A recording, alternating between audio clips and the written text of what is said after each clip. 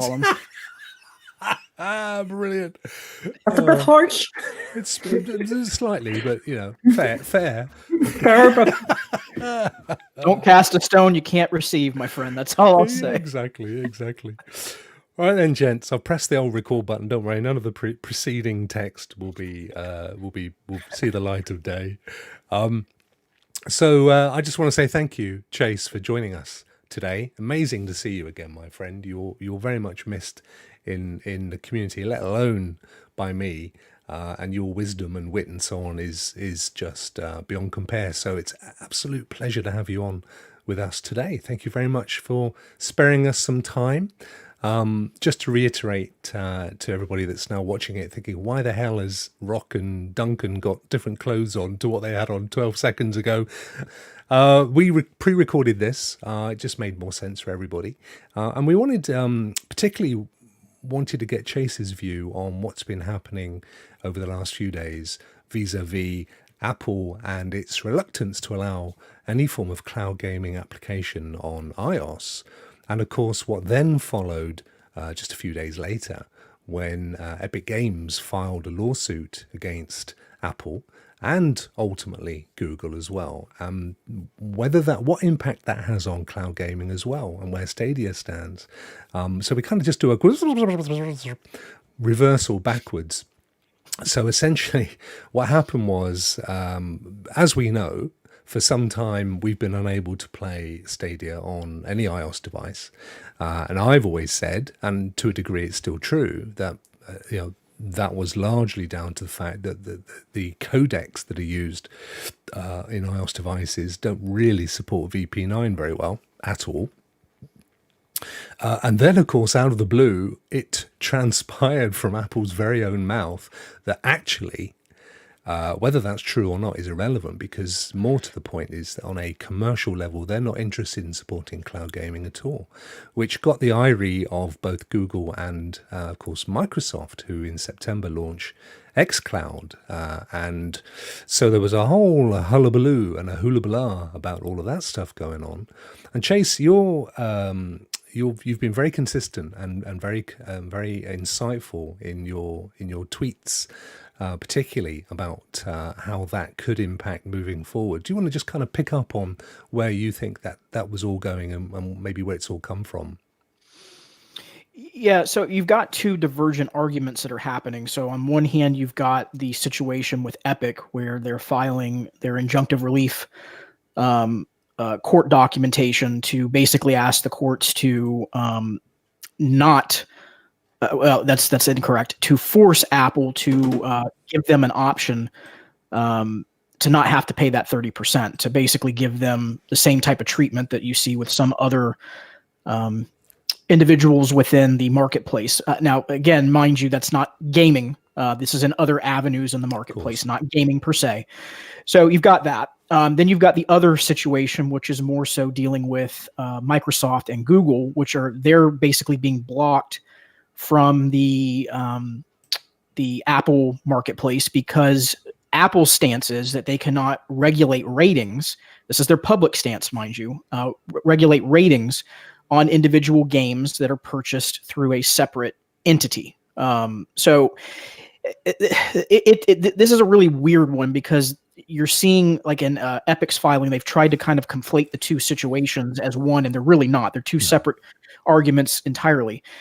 The one that's dealing with Epic and the 30%, I just don't think is going to prevail legally. And that there's a lot of reasons behind that. There's a lot of court precedent that shows that the courts have seen that marketplaces and specifically companies that have their own applications and marketplaces have the right to regulate costs and negotiate cost individually with individuals. They have the right to do that.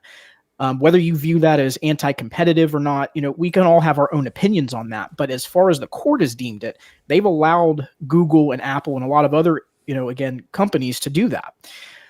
So legally, I just don't think Epic wins this argument. Now, that said, the argument that's likely going to be filed by Microsoft and Google, I think, is entirely something that Apple is going to lose. And there's several reasons behind that. Number one, the argument that's being made that they can't regulate individual titles is false, because they have the ability with Netflix and Spotify and a lot of other actually, let's not use Spotify because that's a subscription model, but let's use Netflix and Amazon Prime, where you can purchase individual movies. Those have their own ratings boards for the titles, and yet they allow them to purchase individual games individual movies, at no problem. With gaming, you have a ratings board, you have ESRB, you have USK. So I don't think Apple is going to prevail on that argument. I think that's one that they're absolutely going to lose, and if they're going to go down that route, they're going to be in trouble. Something that someone presented the other night, it was actually another podcast, Adam and Duncan, is that in their terms of service, they have language that is specific to that they have the right to restrict cloud streaming services. Yes.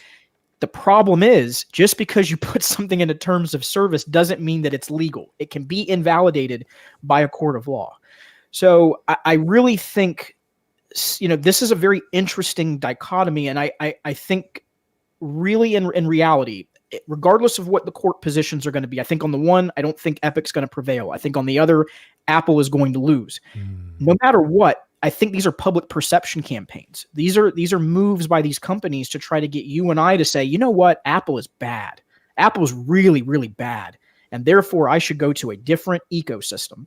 That's what this is all about at the end of the day. It really legally, you're going to see very limited. You're going to see very limited relief from the court on one of the positions, and I think on the other, I think the court's going to be pretty quick. They're going to probably give a really quick ruling, and then it'll be fought out in the courts for years. You're going to see a lot of appeals. They're going to try to go after this. That's I think what's going to happen. So, and one of the things that was pointed out to me was that because in Epic's case, they've said we're not looking for any form of compensation or any form of recompense. Not even $1. It kind of moves the whole thing forward really quickly. So where they're not looking for some level of quantum. You don't have that whole piece where everyone has to look at the value and what's been lost, and was there any form of damage in reality on a financial level? None of that's there, because they're saying no, we don't want any money. We just want a fair playing ground. So it moves that through quite quickly. And of course, one of the points that Apple made when they actually came, and particularly going back again specifically to the cloud gaming issue, one of the points they made was, well, we need to be able to vet each and every game in order to make sure that it's not going to open up some kind of Pandora's box of issues for gamers. Of course, on one level, we understand that makes sense. We as a gamer or as a user of an iPhone, I want to know I'm secure. But the point surely is, it's cloud gaming. I don't get the app on my phone. I get the results of it being streamed from a server. There is zero chance of any of the code from that game ending up on my phone, because there ain't no code. I'm playing with Stadia and I'm just seeing a video stream. I don't get any code installed on my device, whether it's my Chromecast or whether it's my Chrome browser. So that in one fell swoop has absolutely no basis. And what's really interesting, I felt, was that all the big Apple, all the usually big Apple, the magazines and the websites, and even people like John Gruber, who's a huge, is the man as far as Apple is concerned, all came out and said it's the most stupid thing that they've ever heard. And has no water and is just ridiculous.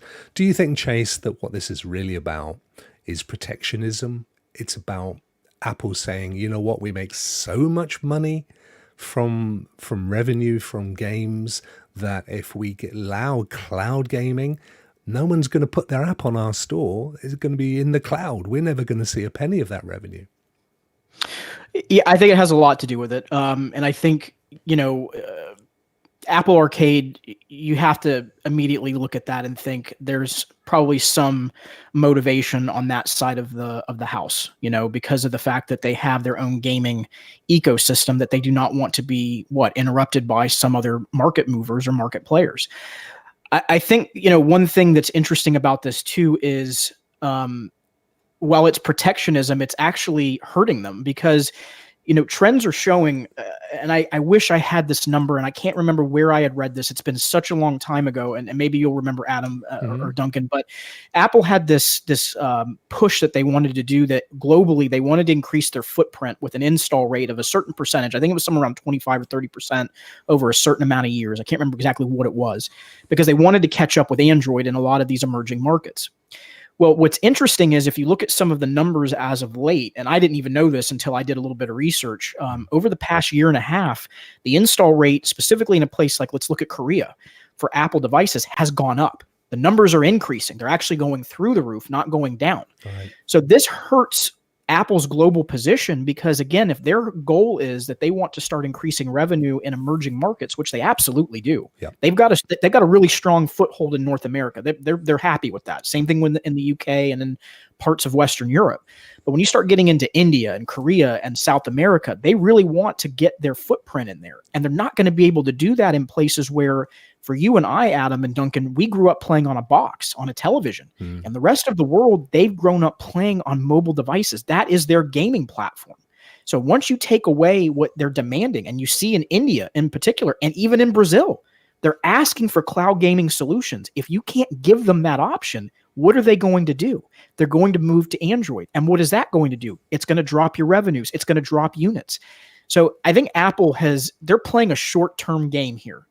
This is not a long-term play. There's no way that it is. They're trying to reduce the breaking of the dam. And I think they've made a really bad, not only legal miscalculation on this, I think they've made a bad marketplace miscalculation on this as well. Yeah, it's interesting. And of course, the one thing we do know with Apple is that until recently, until they invented essentially the whole concept of mobile gaming, because before that it was snakes and the odd flash game. They basically put the market out there for us. Before that, of course, they completely ignored gaming. All the hardware, MacBooks, iMacs, eMacs, the whole Mac ecosystem, they deliberately avoided putting in place decent GPUs to allow gaming to happen. They essentially said to Microsoft, you can have that market, because they just didn't see it as any great potential market. Of course, they've now seen the error of their ways. And it's interesting that I think it was only within the last year or two, that they made a big play on mobile gaming in the App Store full stop. It was kind of just something that, as a company with its culture firmly fixed on, graphics creation, music creation, creativity, and utility software, they just never seen gaming as something worth investing in. But then you look, as you rightly said earlier, Chase, with Apple Arcade, which launched, I think, around September last year, which is a subscription-based service. It's about $5 a month, I think. And all the games on there have been funded by Apple. I think there's about 100 games, every single one of them. There are some people that say that that was maybe a little bit of some of the developers wish they hadn't got into bed on it, because of course they are absolutely restricted to where their games can exist. They don't have the rights to take them and put them anywhere else. And as we see with most games these days, they tend to be multi-platform, so you just keep hedging your bets in terms of the scale of market, which you can't do if you're in bed with Apple on that one. But they are very much games that you install on your phone. They're not at this moment in time at all looking at cloud as a potential, because they, of course, are all about providing you free software to run on hardware, or at least that's been their model up until recently. So they essentially you can have a Mac or an iPhone or a pair of Beats headphones or whatever, and we'll give you software for free, because we want to make our money out of hardware. So making the transition to a more service-based business is really what Tim Cook has done over the last few years. He's looked at how they can make revenue from pure services. I think they're struggling where gaming's concerned, and they're frightened because they're so far behind that if they make the wrong move, and they're going to let that entire market disappear from beneath their feet. Duncan, what are your thoughts on? You're an Apple user. If you can come back to me in 1 wee second, because I may have just actually found something which could be extremely significant. It has only came to light there now. I'm just going through a Apple patent, And what does this Apple patent say? Is it a cloud gaming based patent? It would be indeed. It is. Okay. Send me over the link and I'll pop it up on the screen. Yeah, that's what I'm just trying to do now. So just bear with me for one second. No problem at all. No problem at all. I was just going to say this real quick, Adam, is, this goes back to something I've said before, but just very quickly, you can't think that these companies are out for your best interest. Of course. There's always an ulterior motivation. Yeah. What Epic is doing, they absolutely have their eyes towards the cloud at some point. And I think Apple, I was actually thinking this in the back of my head, and I saw Duncan, making some faces. I'm like, I wonder if Duncan has found something that's related to Apple and cloud gaming. And sure enough, he did, because there's always some ulterior motive. There's always some reason, whether it's Apple Arcade or something else. I just thought I'd throw that in there. No, you're absolutely right. And I think, for me, it's the fact that Fortnite's been such a massive cash cow for Epic Games. And they know that is, even with, recently we've seen Fall Guys become, the largest downloaded game of the month. There will come a point where the current crop of 14-year-olds are going to say, yeah, Fortnite's yesterday's thing, just like they all do now about Facebook. So they know that they've got a time, their time is limited, and they need to look at where to invest their money. They've got Unreal, which of course is underpinning a huge amount of the games that are being developed in the world, full stop. And there are options, I think, Chase, in there for them to have slices of revenue and so on as well. They've got the Epic Games Store, which is a direct competitor with Steam. It even uses Steam, if I'm correct, as its sort of launch base. So they're clearly looking at where they can become the infrastructure for game publishing and distribution across those platforms, and mobile is absolutely top of the list. And you said it yourself earlier, in certain territories, if not most of the world, mobile. Most eaten meat in the world ain't chicken, it's goat. And the point I'm trying to make is we may not like the taste of goat, but most of the world does. We might think that gaming's not the same if it's not on a PC or a console. Most of the world thinks gaming is on mobile devices, and that's gaming. And that's right now where most of the focus has been on us in the West, and not necessarily on the markets where mobile is the thing. That's where it's got to go. And we've seen it. Stadia and Microsoft are about to go to all-out battle over India. I pushed a Facebook post yesterday or day before, paid for, boosted it, and most of my over a Stadia post, a video that I did, and most of the likes and most of the engagement has come out of India. 20,000 engagements in day one, every single one of them from India. They are thirsty. They've had a gaming drought as far as cloud gaming is concerned. So Apple is absolutely pushing. We said it earlier. It's like King Canute trying to stop the flow of the tide, keep the tide out. They can't do it for long, and I can't see how this is now going to be relentless. Whether or not Tim Sweeney wins or fails at this point is kind of a moot point.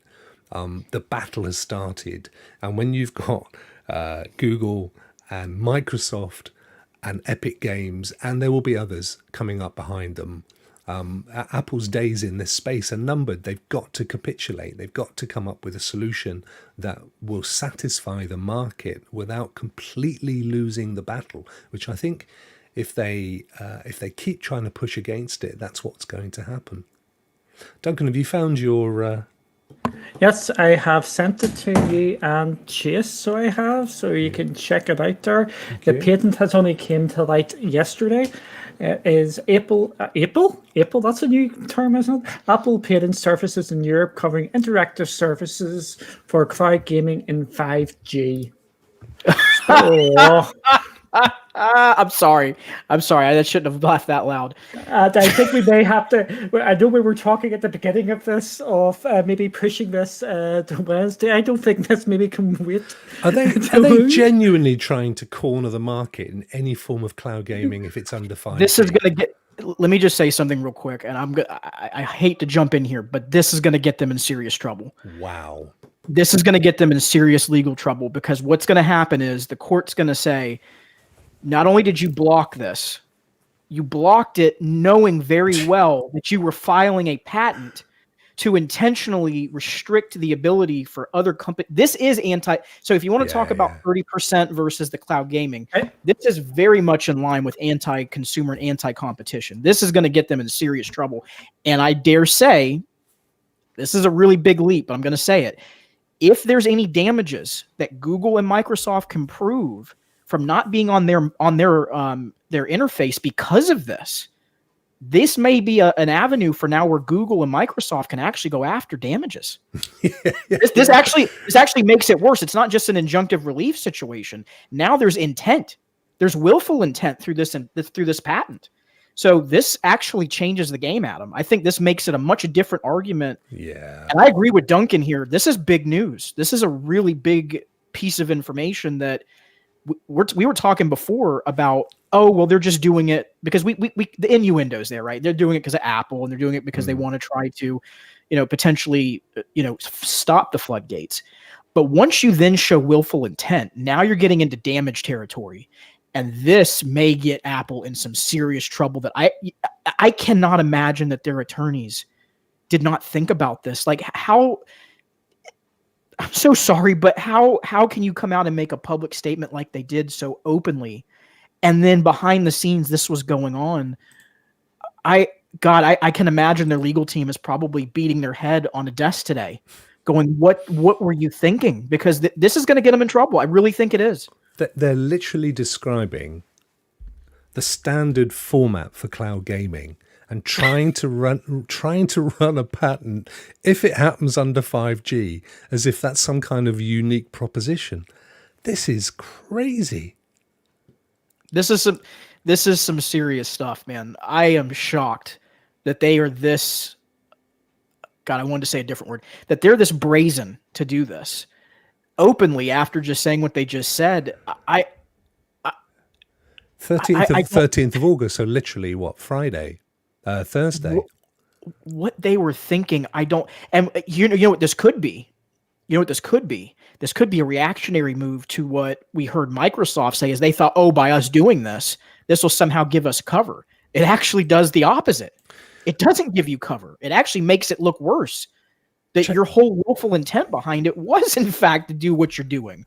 So we've got here priority data, which is dated 6th of February 2019. What does that mean? I don't know, but I have to type. I have to send out a tweet with an OMG and eyes. I'm sorry. I know this may not go live today, but my goodness gracious, Duncan. So the international filing date, 6th of Feb. Now, I think they can backdate it, can't they? So it doesn't necessarily mean that it was first filed in Feb. The international publication date, so it's been... This is the point where it goes public, and the public can say, no way, Jose, because I've got a prior patent or some description before it gets its final. When was it filed? I'm so sorry. I was typing. The international filing date is the 6th of Feb, 6th of February 2020. And that's the priority date. So the international publication date is the 13th of August. So as far as I understand, I'm no patent lawyer. It would only have been visible to the public as of Thursday. So I don't think that Tim and all the other guys, Tim Sweeney and the other guys chasing them, would have had prior knowledge of this. But Apple clearly did. And then to turn around and try and paint cloud gaming as some huge enemy of its state, and then to try and push through a patent, which is essentially saying, if you do any cloud gaming whatsoever under 5G, we're having it. Let me back up then. So they didn't do this to cover. So let me retract my statement based off of what you just said. However, I will still stand by the stance that this hurts them really bad, because this shows willful intent. Yes. So this is still in the damage territory. My goodness, this is a big deal. This is real, isn't it? This isn't me just finding stuff. This looks all legit. Well, it is. It is just you finding stuff, but it does look real. It's Patently Apple is a website that literally any patents or patents that Apple file, they repurpose, they republish them, and they've been doing it for years. So it's absolutely in the right place, Dunk. And I mean, this looks like the kind of patent. I mean, there's very little to it. Abstract. The present disclosure is directed to systems and methods for providing interactive services to a device. For example, a method may include determining service authorization information for a device, the service authorization information being associated with an interactive service on a wireless network. The method may also include determining device policies for the device based on the service authorization information. The method may also include transmitting the device policies to the device, wherein the device policies cause the device to select a cloud rendering server for the interactive service. And then, of course, we're seeing two Apple, very old-looking Apple devices with thumb circles, a couple of transmitting devices, and then we've got a network element and an application server, which is, it's just a classic cloud, a cloud distribution graphic. There's nothing special about this, but there is more to it than they're showing here, because the previous article, pulling that back in, does talk about there's a whole bunch of issues here that they've expressed as falling underneath their patent. I genuinely can't see what they're trying to patent, a process which already exists. I wonder, what's going to have to happen here over the next couple of days. And this is not my area of expertise. No. So I'm just putting this out there. Some folks need to start looking at, did Microsoft already do this, and did Google already do this? Because if they have, I think Apple's in some trouble here. Regardless, no matter what, they are in legal jeopardy here on this, because they have just filed a patent, blocked a competitor from being on their marketplace that they control to control the market. Yep. It looks really bad for them right now with this move. It don't look clever, do it? I like I said, I thought when you said the date, I really thought this was like a cover situation where attorneys would be banging their heads on a desk. But even then, I cannot imagine that a competent lawyer that is under them is sitting there going, how are we going to be able to defend this? Because once Microsoft and Google file that lawsuit, good heavens, the public statements they've made, now this, goodness gracious, man. How can Apple possibly turn around and say, we don't want anybody doing any cloud gaming within our systems, and yet we're actually patenting that as a process that we'll probably do ourselves at some point in the future? I mean, it doesn't look, it's not a good look, as we say. So I guess what's next then? So Apple, as far as Apple have got it, their lawyers must be huddled together in that huge UFO somewhere with masks, weeping into their vegan soup. So in essence, what's going on is that Microsoft what have they done? Have they declared their intent to take legal redress, Chase, or are they just waving flags and saying it's not very good? They haven't, but I will tell you that this is probably what is happening, and I can tell you from the legal side of it, they're going to wait and look at what happens with this Fortnite situation. Now, what I mean by that is they can't wait years. So they're not going to wait until this gets fully decided, but they are going to look and see what the initial court decision is based off of this to see if they can then enjoin. And I guarantee you what's going to happen is when that lawsuit is filed about the cloud gaming side of the house, you're going to see a massive lawsuit with multiple parties. Mm-hmm. I think this will be the one situation where you see Google and Microsoft actually legally together join in a lawsuit. I think you could see Epic join in. I also think you will very likely see NVIDIA jump into that lawsuit as well. Yeah. So I think they're all waiting to see how this shakes out, because they'll want to see if the court's going to hold their decision on that. Now, if they don't, and again, I don't foresee that the court's going to change their view on that, folks. I want to be very clear about this.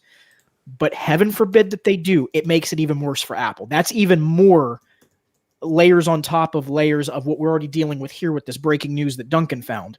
You're dealing with a much more difficult situation where I think at that point you then have proof for your damages. Not only is this patent proof, Adam and Duncan, but if the court says that willfully you were trying to be anti-competitive with that 30%, if that's the court's position, you're now dealing with a large-scale damages lawsuit situation here. And I don't, Adam, I don't know what to say to that, because I don't know what that figure looks like. I don't know what that means. That's a much different territory than we've ever thought about with this scenario. I've never thought of this from a damages perspective, because there wasn't the willful intent piece. No, I agree. So what we do know, Chase, having, and this is in the excellent Verge article that covers most of the territory here in some detail, but a point that they brought forward, which I wasn't aware of, and it was quite an eye-opener, is this paragraph here, which basically says that they do have alternative deals in arrangement with Spotify and Amazon currently, for obviously their streaming music and their streaming TV/video services, and they're fairly hefty in terms of the different prices. So they're saying Netflix and Spotify pay 15%, so they pay half of what, for example, Epic Games pays at 30%.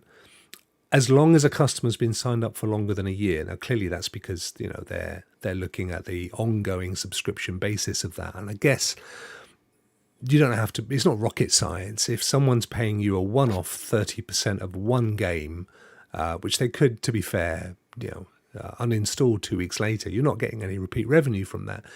But if somebody's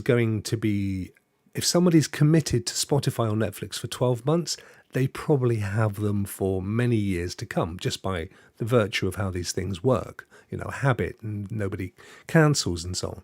So their attitude is okay, well, we'll have 15% of 10 years of someone's Spotify subscription on the fact that they're there for a year, because that means that they're also probably going to be Apple users for that period of time as well. And then what was fascinating was, it goes on to say, more recently, Apple started letting Amazon sell movie and TV rentals without paying the cut at all. Now, where is the value for Apple in that? There are deals there being done, and there are no deals being done in the gaming space. So it's going to be hard for them to not justify doing some form of a deal here. And I think that's what we're going to be seeing happening over maybe the next 10 weeks. I think there will be a deal cut, and it will essentially be that the subscription element of those services, as opposed to obviously the fact that nobody in a cloud gaming scenario other than Stadia, interestingly enough, if it's a subscription, then that's where the revenue is. So it's 30% of $8.90 or $10 if it's Stadia, and 30% of $15 if it's the Game Pass Ultimate, which is how xCloud's going to be packaged up with Microsoft. So I imagine that there will be a deal done along the 15% road for Stadia and xCloud. But the point is, of course, it's not even that Google or Microsoft are whinging about the 30%. They're whinging at the fact that they're not being allowed to have the application running at all on those systems. So theirs is a different argument to Tim Sweeney's. Tim Sweeney's already got Fortnite on there. He doesn't like paying the tax. Google and Microsoft ain't getting their apps on there. They're not allowed to have their cloud-based apps on there. So that's a wholly different thing, because there's no deal to be done on the basis they're quite happy to pay the 30% if only they could get their stuff on there.